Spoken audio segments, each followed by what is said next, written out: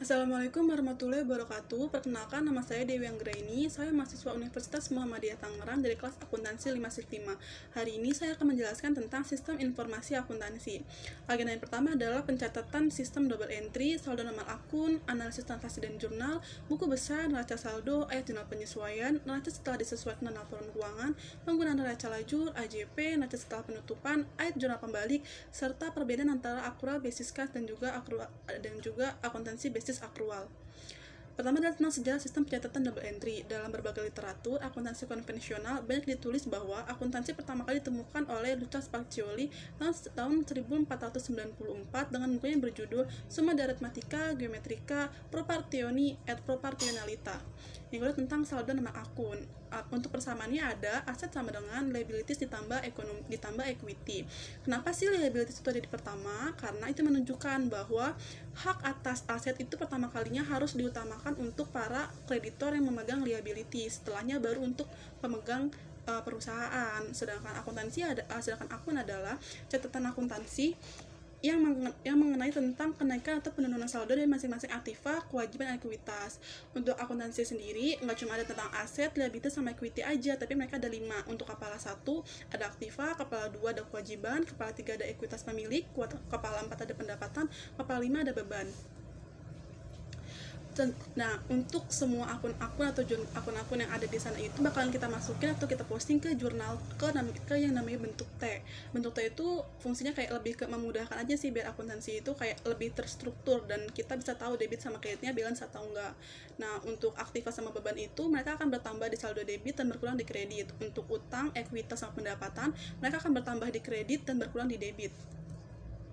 Selanjutnya ada analisa transaksi dan jurnal. Analisa transaksi itu berarti seorang akuntan harus bisa menganalisis apakah transaksi ini mempengaruhi di jurnal apa. Jadi kayak nanti misalnya akuntansinya apa, kayak gitu. Sedangkan jurnal dibagi menjadi 2, jurnal umum sama jurnal khusus. Jurnal khusus itu yang pertama ada jurnal penjualan atau sales jurnal. Sales jurnal itu biasanya untuk mencatat penjualan barang dagangan yang sifatnya kredit. Sedangkan jurnal pembelian itu adalah purchase journal. Biasanya purchase journal itu untuk pembelian kredit, kalau misalnya jurnal penerimaan kas untuk penerimaan secara tunai, sedangkan jurnal pembayaran kas untuk pembayaran secara tunai. Selanjutnya adalah jurnal umum. Jurnal umum itu digunakan untuk akun-akun yang enggak masuk di 4 jurnal khusus tadi, contohnya adalah piutang dagang. Next, itu adalah buku besar. Jadi dari akun-akun yang kita tulis di jurnal itu kita akan memposting mereka di buku besar. Buku besar itu ada 2, ada buku besar umum sama buku besar pembantu. Biasanya buku besar pembantu itu akan kita pakai untuk akun-akun kayak kartu utang sama kartu piutang. Next, selanjutnya adalah neraca saldo. Neraca saldo atau trial balance digunakan untuk memastikan bahwa tidak adanya kesalahan dalam memposting jurnal debit atau kredit dalam buku besar.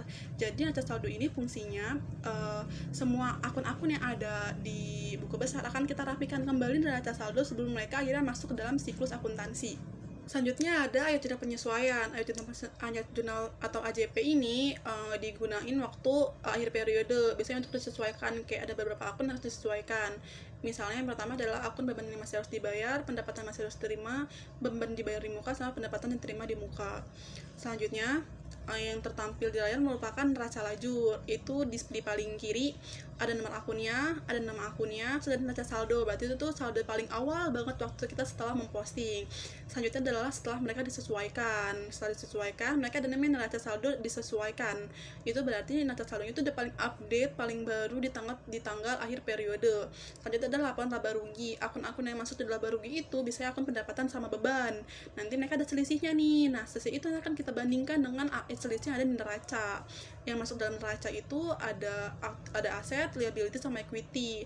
Nah, selisih di antara laba rugi dan neraca ini nih mereka harus sama. Kalau misalnya mereka sama berarti balance. Berarti sampai saat ini akuntan tersebut benar melakukan penjurnalannya. Kalau misalnya nggak balance berarti ada yang salah di proses sebelumnya.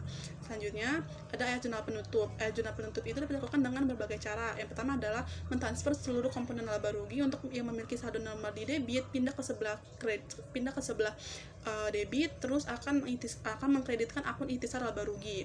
Atau kita bisa mentransfer seluruh komponen laba rugi lagi yang normal di debit pindah ke kredit dengan mendebitkan akun ikhtisar laba rugi. Yang keempat adalah kita memindahkan seluruh saldo laba bersih atau rugi bersih ke akun modal atau laba ditahan. Yang keempat ada mentransfer seluruh dividen yang normal di debit kembali ke kredit. Selanjutnya adalah neraca saldo setelah penutupan. Neraca saldo setelah penutupan ini sesungguhnya dapat digunakan sebagai alat untuk membuktikan bahwa proses penjumlahan dan pemrosesingan ayat jurnal penutup telah dilakukan secara tepat dan lengkap. Jadi ini tuh kayak sama kayak neraca saldo gitu. Jadi mereka kayak cuma untuk memperhatikan apakah semuanya sudah benar atau salah, atau masih ada yang salah.